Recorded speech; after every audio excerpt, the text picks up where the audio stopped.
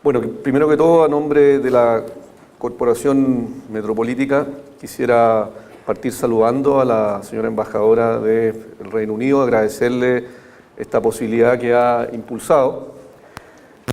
Aprovecho también a nombre de la Corporación de expresar las condolencias por los graves atentados ya referidos. Y también quisiera saludar a las autoridades del municipio de Valparaíso, hoy aquí presentes, a los directores de la Fundación Piensa, a las autoridades navales y agradecerles también por haber facilitado esta impresionante infraestructura. Y saludar a todos también y a todos los amigos de Valparaíso y de la discusión en la planificación urbana, porque en realidad la Corporación Metropolítica, brevemente, es una corporación que se preocupa por poner en agenda política los temas de la ciudad. Entonces nos interesa la discusión y por eso estamos acá. Como ya se dijo, digamos, la presentación se refiere a las tendencias de crecimiento de Valparaíso y sus desafíos.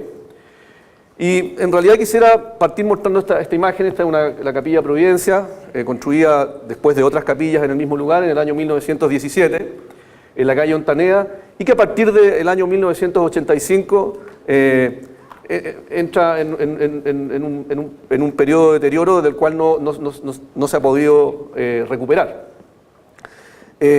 Pongo esta foto acá porque en realidad imágenes como estas están llenas en Valparaíso, y es necesario entonces comprender que el estado actual del patrimonio urbano y arquitectónico de Valparaíso es producto del problema de base económica que tiene la ciudad. No son cosas disociadas. No se puede hablar de deterioro del patrimonio si es que no decimos algunas cosas respecto a la economía territorial de Valparaíso. Segundo, Valparaíso no se encuentra aislado, es parte de un territorio mayor y lo que ocurre en torno de ese territorio mayor le afecta. Y en tercer lugar, lo tercero que me gustaría dejar expuesto es que las políticas públicas que se impulsen en Valparaíso no van a tener ningún resultado positivo si no consideran las dos cosas anteriores. Y ese es el sentido de esta presentación.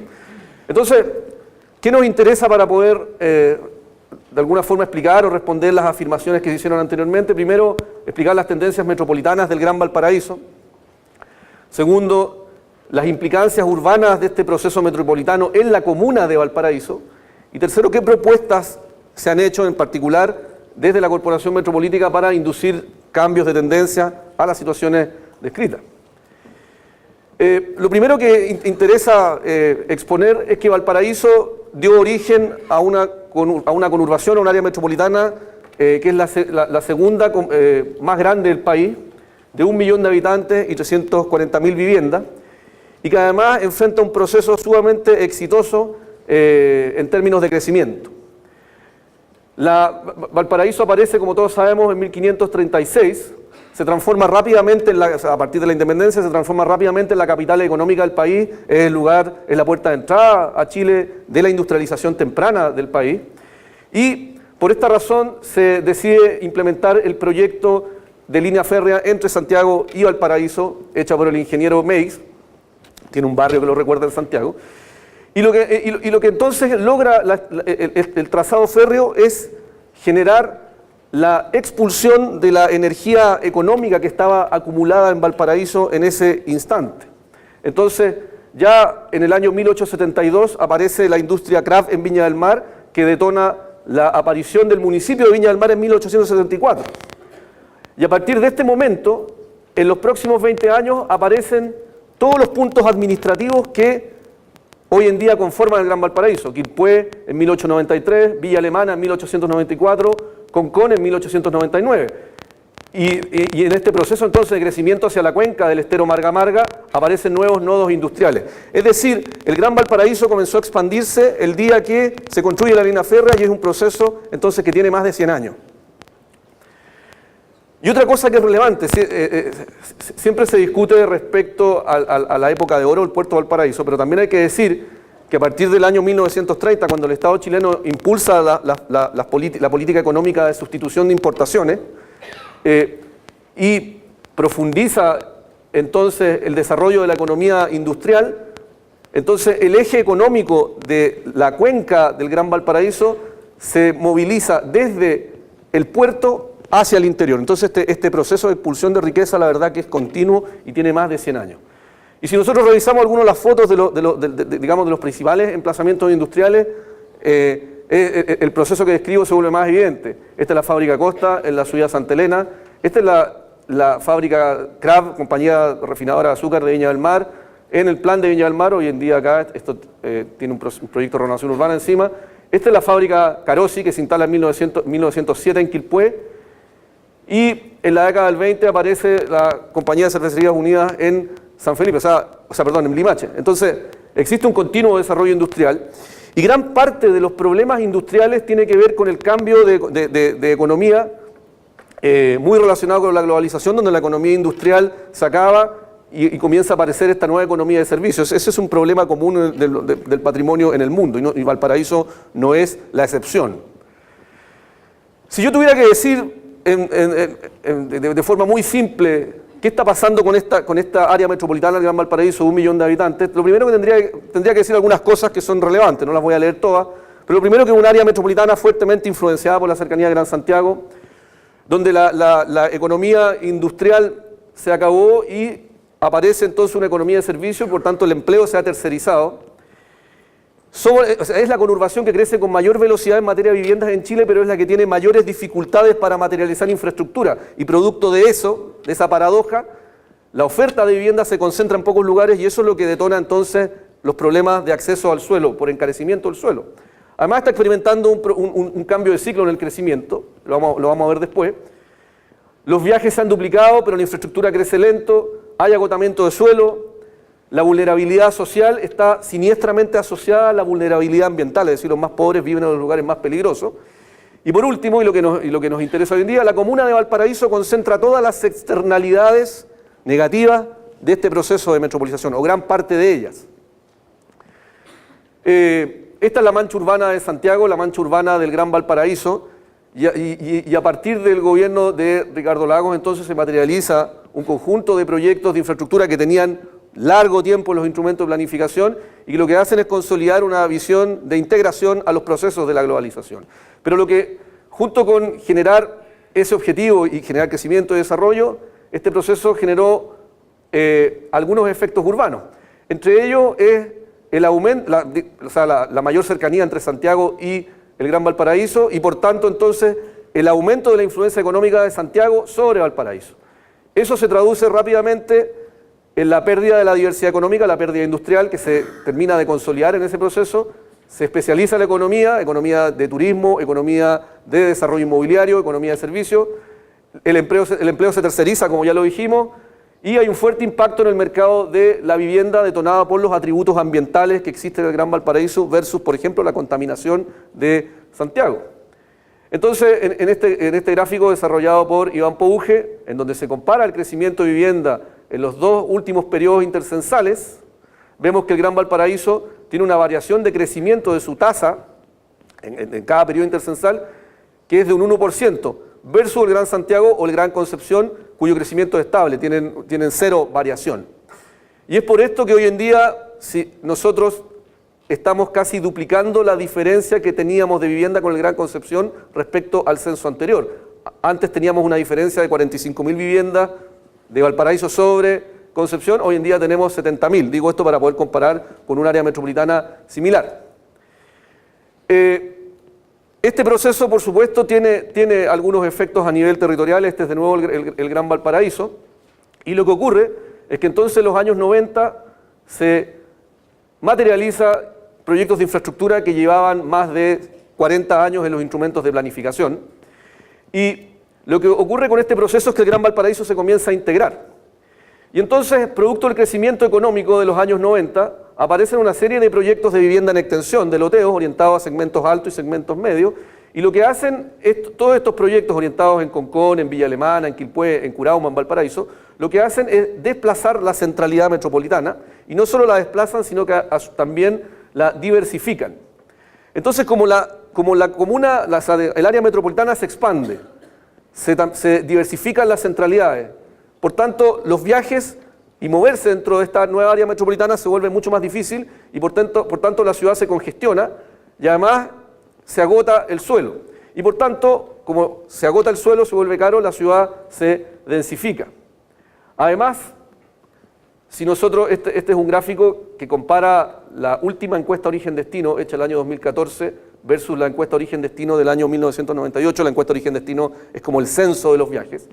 Y ustedes pueden ver entonces cómo el plan de Valparaíso, si bien concentra una enorme atracción en materia de viajes laborales, sin embargo tiene una tasa de atracción que es muy baja respecto, por ejemplo, a Concón, que si bien tiene una menor atracción, tiene una tasa de atracción, o sea, de crecimiento de esa centralidad que es sumamente alta, 8,9% versus 0,38%.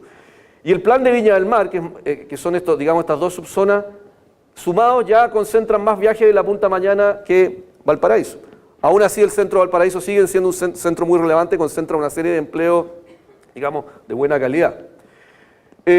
Cuando hablamos del proceso de densificación, entonces, hay que decir que en la medida que los barrios tradicionales se densifican, las clases medias se ven expulsadas a los cerros y, por tanto, la vivienda social es expulsada a las comunas periféricas, pero a los más pobres no les sirve vivir en la periferia y, por tanto, también aumentan los campamentos que permiten el acceso a los centros. Y cuando empezamos a analizar los principales distritos censales en donde se concentra la nueva clase media del Gran Valparaíso, lo que nos aparece entonces es que un tercio de estas nuevas viviendas se concentran justamente en la comuna de Valparaíso, y eso es un problema, o digamos es un desafío central que tiene la comuna hoy en día. El proceso de densificación es un hecho, esta es una imagen del INE, y donde muestra el crecimiento de los permisos destinados a departamentos versus en color rojo el crecimiento de los permisos destinados a casas o vivienda en extensión. Entonces, entre el periodo 2004 y 2015, la cantidad de permisos correspondiente a departamentos asciende al 67% del total. Es decir, enfrentamos un claro proceso de densificación.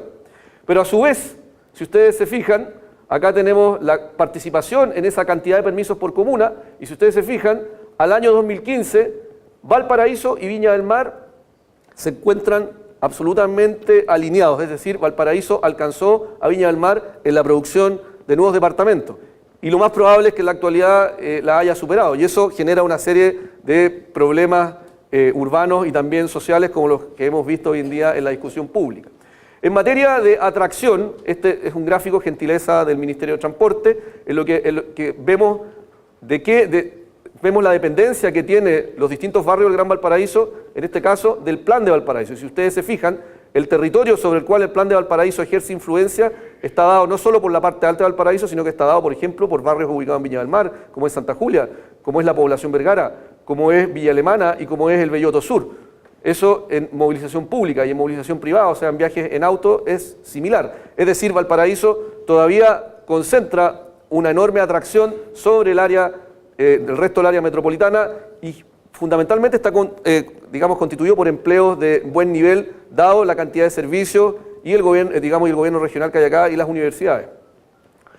Cuando comparamos la encuesta origen-destino, esto es interesante verlo, dentro del área metropolitana, esta es la del año 98, esto es la del año 2014, me interesa destacar lo siguiente. Primero, en el año 98 la cantidad de viajes diarios ascendía a 1.200.000 viajes.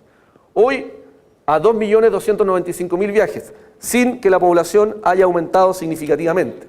Y además, sin que la infraestructura se haya acelerado de la misma manera como se incrementaron los viajes. ¿Y por qué se incrementan los viajes? Por la economía de servicio. Superamos esa economía fordista en donde la gente entraba a trabajar y salía del trabajo a la misma hora.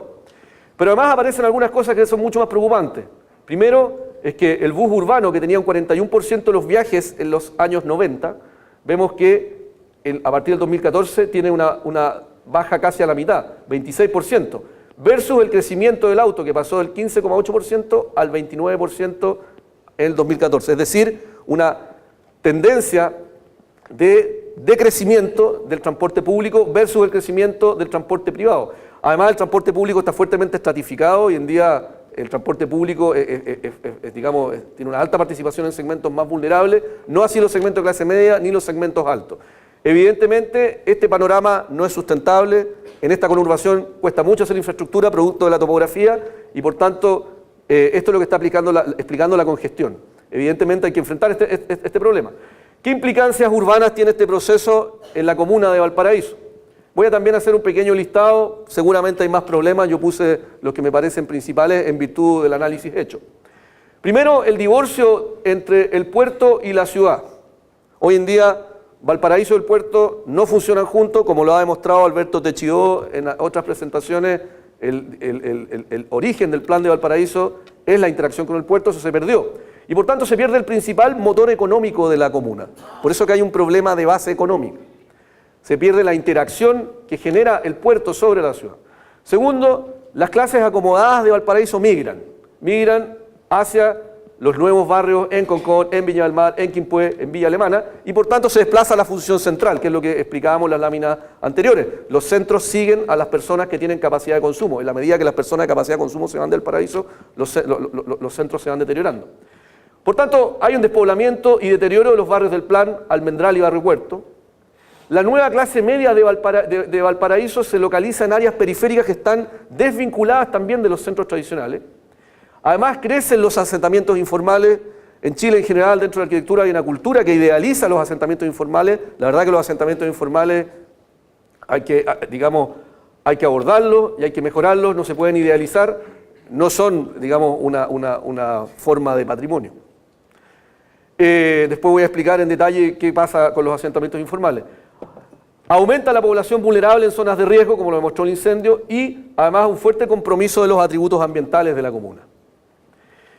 Cuando hablamos del desplazamiento entonces de la plataforma logística a partir de la tecnificación portuaria, el desarrollo de los containers, lo que vemos fundamentalmente es que a partir de este gran proyecto que se materializa en el gobierno de Lagos, la idea de esto era desocupar el borde costero, pero en realidad, por otro tipo de política, lo que termina ocurriendo es el aumento de la intensidad de uso del borde costero, separado de la ciudad, y el desplazamiento de la interacción económica que el puerto genera hacia espacios que son finitos, la zona SEAL y Curauma. Estas dos zonas son las que concentran la interacción económica que el puerto genera, no la ciudad. Entonces, pese a que el camino La Pólvora en parte fue justificado con la apertura del borde costero. Habría que preguntarse entonces respecto a las políticas que se impulsan hoy en día del borde costero para generar otro tipo de oportunidades. Respecto al crecimiento interno de Valparaíso en materia de nuevas viviendas, esta imagen que tengo acá tiene los 24 distritos censales que tiene Valparaíso. Y lo que interesa evidenciar acá es que la gran mayoría del nuevo crecimiento de Valparaíso se localiza en esta cuña que va desde el Cerro Placeres hacia Curauma, y esa cuña representa el 97% de las nuevas viviendas en los últimos 10 años. Es decir, el crecimiento del Valparaíso está acá y por tanto las nuevas políticas municipales, los nuevos instrumentos, los nuevos planes de inversiones tienen que enfrentar esta realidad. ¿Y por qué se ubican ahí? Es bastante simple, porque son los barrios que permiten conectarme con Santiago o con el resto del área metropolitana a través de Viña del Mar, Concón, Villa Alemana, etc. Por el contrario, los distritos tradicionales, hoy en día todos decrecen o están estables. Es decir, habría que preguntarse, ¿qué está pasando en este sector que no captura crecimiento residencial? Esto, por supuesto, tiene aspectos negativos. De partida son segmentos de clase media, son segmentos que pueden pagar contribuciones que después retornan al municipio. Por tanto, y además indican que Valparaíso todavía crece en materia demográfica. El problema es que los formatos nuevos de crecimiento son estos. Y evidentemente este tipo de formatos entran en directa colisión con la política patrimonial y con la categoría de patrimonio, de la humanidad. Pero ¿cuál es el problema? Nosotros tenemos actualmente un fuerte proceso de bancarización de nuestras clases medias. Por tanto, el acceso a la vivienda es por medio de mecanismos hipotecarios que son de los más sofisticados en Latinoamérica, hay que decir eso. Por tanto, los proyectos de remodelación patrimonial que se trataron de impulsar en los 90 quedan absolutamente fuera del alcance de los productos bancarios típicos. Los bancos, por ejemplo, no financian viviendas que tengan adobe, aunque no la tengan en la estructura básica. Además, los nuevos proyectos responden de mejor forma a la nueva demanda de la clase media, la demanda de seguridad, la demanda de equipamiento, la demanda de estacionamiento. Pero estos nuevos proyectos saturan la capacidad de carga de los barrios de los cerros y además comprometen el paisaje urbano, y eso es un hecho. Pero esta fue una decisión de la planificación de localizar estos grandes proyectos en las alturas y no en los centros. Después vamos a hablar de eso.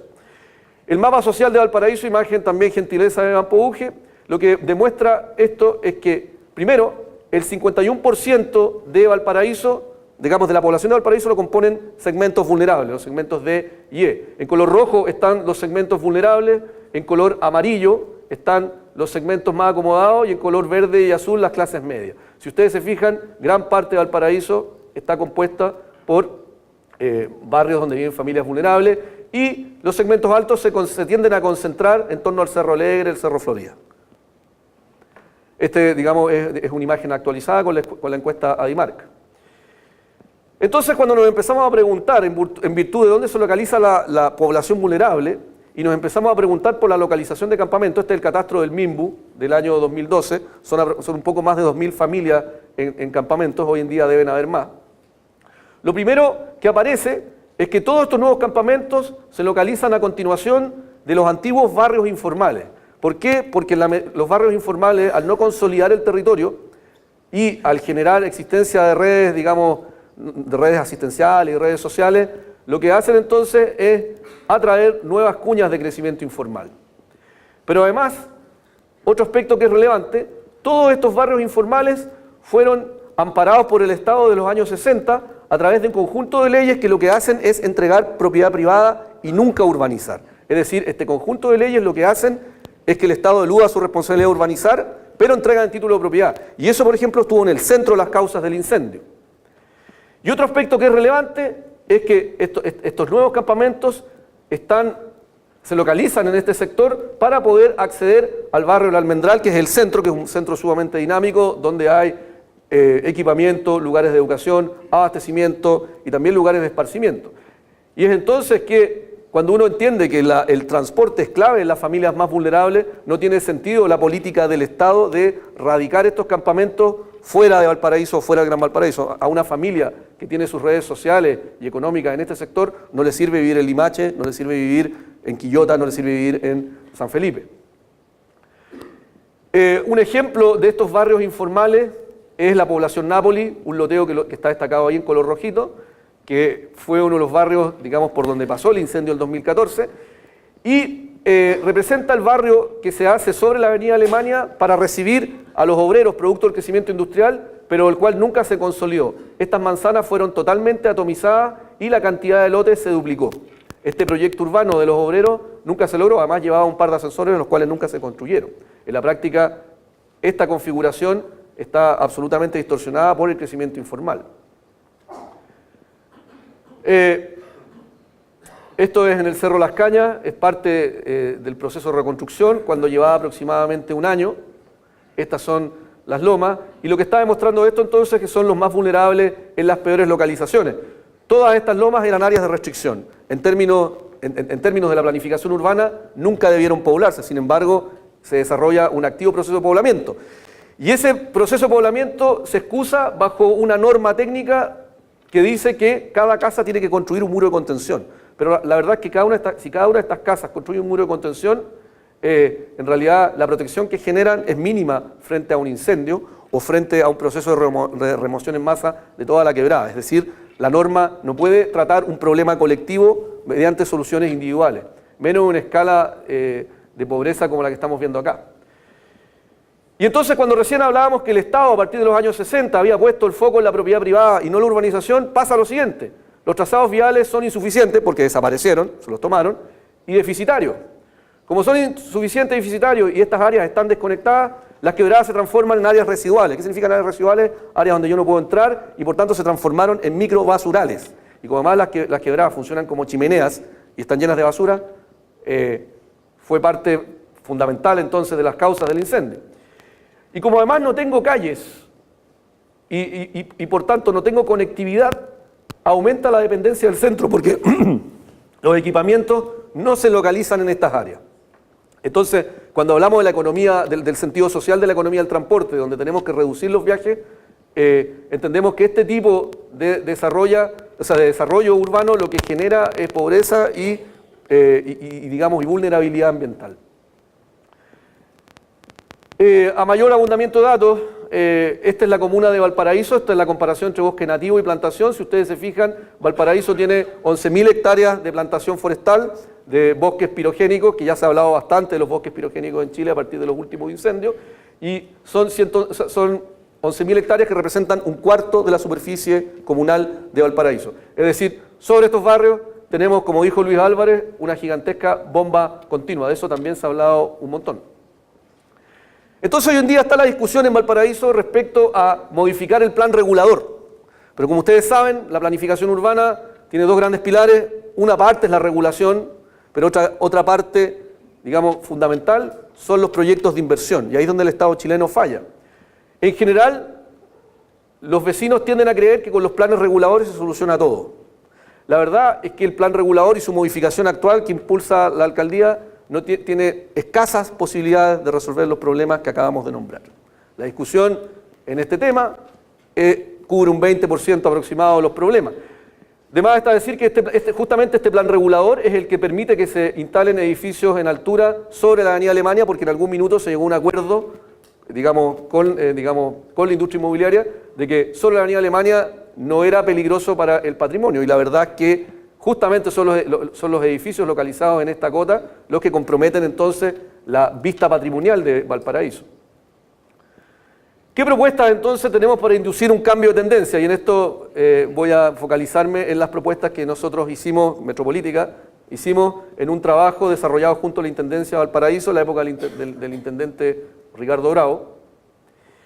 Y entonces para eso queremos hacer una síntesis de los principales problemas. Los principales problemas están en el transporte, en el crecimiento informal, en los enormes pasivos urbanos, la dificultad para materializar infraestructura, acceso a vivienda y clase media vulnerable, compromiso con soporte ambiental. Y cuando hablo de enormes pasivos urbanos, aparece el caso del Almendral, donde hoy en día viven 7.000 personas. 7.000 personas en un barrio donde podrían caber 20.000, 30.000 perfectamente y funcionando de forma absolutamente sustentable con lo que son las orientaciones nuevas de las ciudades respecto a que todo está cerca. Áreas verdes, colegios, supermercados, metro, en fin. Sin embargo, este barrio está absolutamente desocupado y el crecimiento inmobiliario se empieza a desarrollar entonces en la parte alta de los cerros. ¿Qué es lo que nosotros planteamos? Primero, tenemos que cambiar tendencia, tenemos que plantear proyectos de inversión que tengan la capacidad de inducir cambio. Segundo, con un foco en la ciudad existente. Lamentablemente, los instrumentos de planificación metropolitanos nos hablan de una ciudad extendida. Nosotros tenemos que orientar las soluciones en aquella ciudad que existe y que tiene los problemas hoy. Tenemos que tener un foco en la equidad e integración social, eso es clave, con recuperación de espacios públicos y paisajes y el diseño urbano fundacional de Valparaíso, que tiene aspectos notables, y además con un fuerte énfasis en la infraestructura de conectividad. Hoy en día, los mayores problemas de Valparaíso están, uno, en los problemas de crecimiento informal y dos, en los problemas de conectividad. Y todo eso dentro de un contexto ambiental que es crítico. Además, algunos miembros de la corporación han participado en el debate sobre el borde costero respecto a la expansión portuaria. Esto es lo que está proponiendo, esta es la versión que está proponiendo la empresa portuaria de Valparaíso.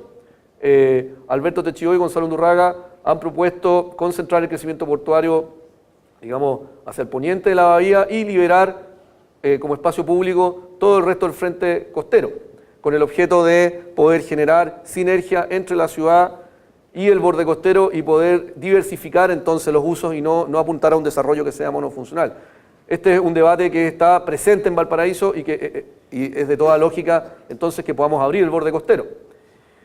Pero además nos interesa lo que está dentro de Valparaíso. El debate no puede solo concentrarse en el borde costero y nosotros lo que hicimos, este es Valparaíso con todas las manzanas en donde habita población vulnerable, que está en color rojo, y lo que hacemos entonces es focalizarnos en 7 distritos. Un distrito del borde costero, digamos, oriente, un distrito poniente, el barrio Puerto, lo que es el sector de Monteónico, que es un sector sumamente aislado, lo que es el sector del Almendral, que está asociado a los barrios siniestrados, un pie de cerro asociado al Almendral y la parte alta más asociada al incendio de Valparaíso. Son 7 distritos que nosotros pensamos que hay que focalizar ahí de forma prioritaria algunos proyectos. Y entonces, En el Almendral lo que se plantea básicamente, aparte de toda la discusión sobre el borde costero, que de alguna forma cuando uno discute este tipo de proyectos hay que tratar de encapsularla,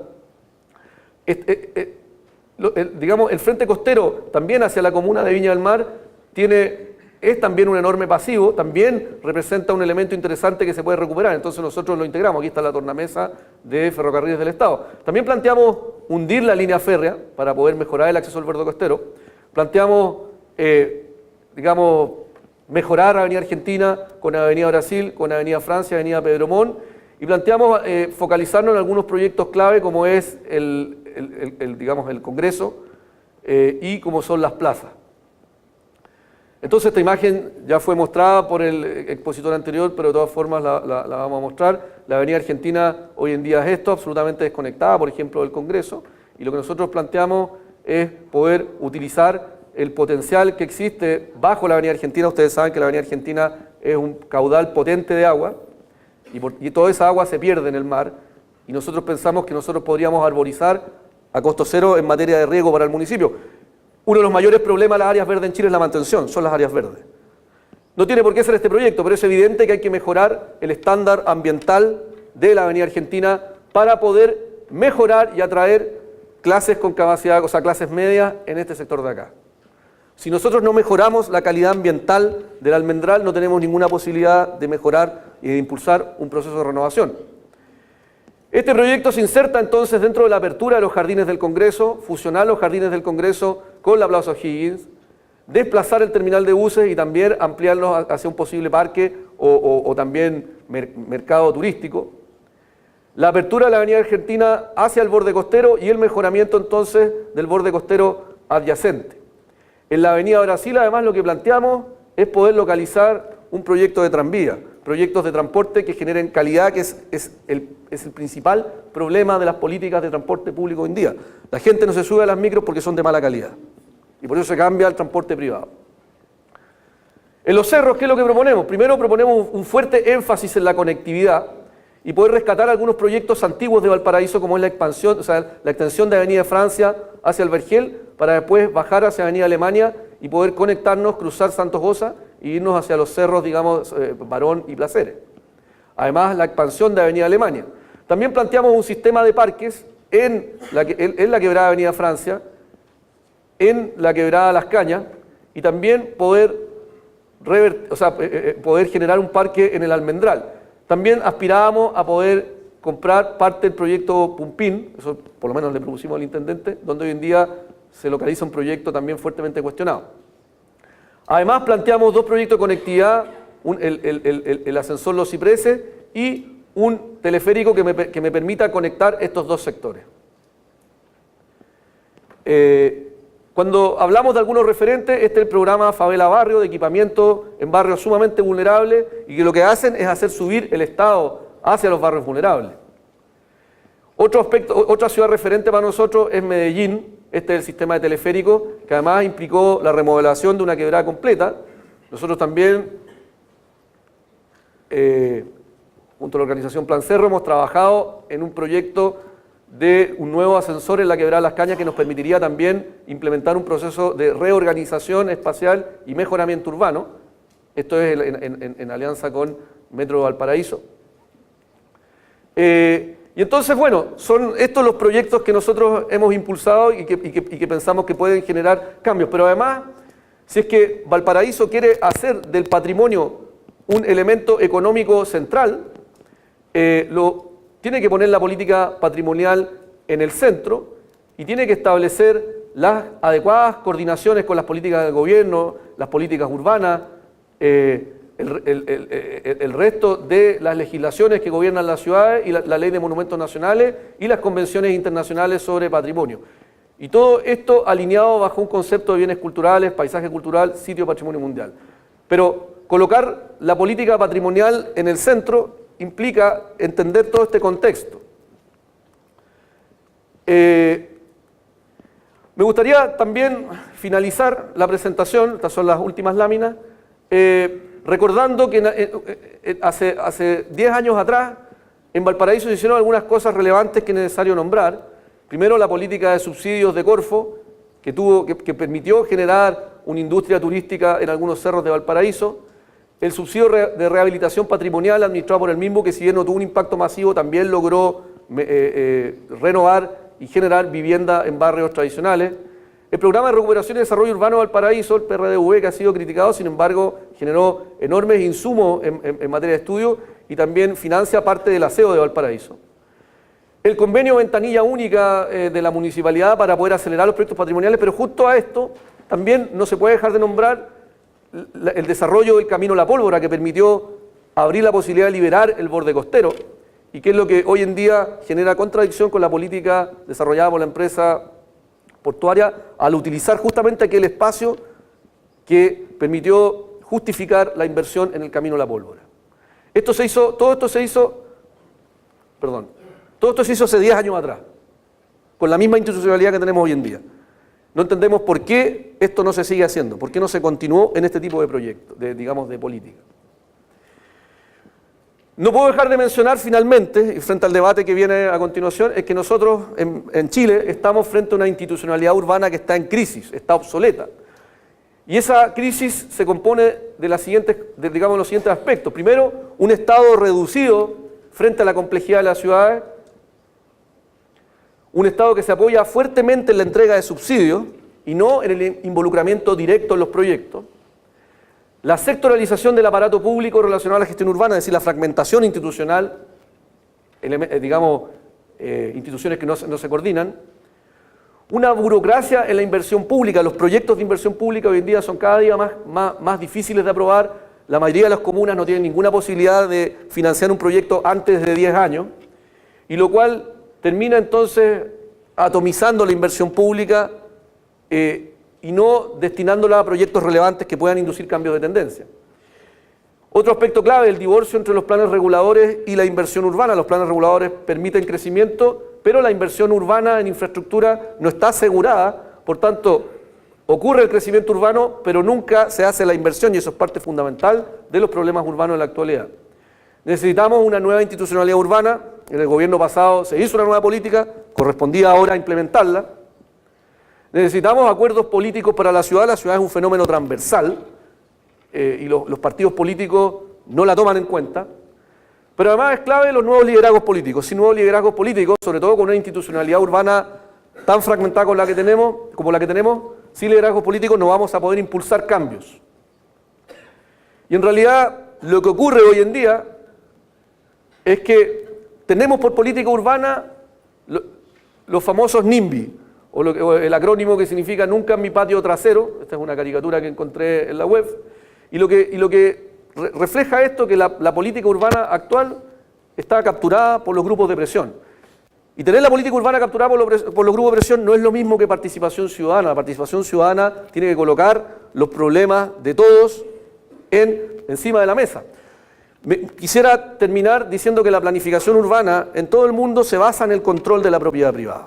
Por eso existe la planificación, por eso existen, por ejemplo, las facultades del Estado para llevar a cabo las expropiaciones.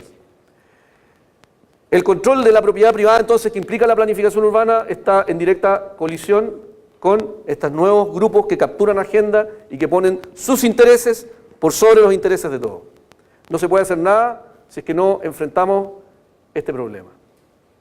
Eso es. Muchas gracias.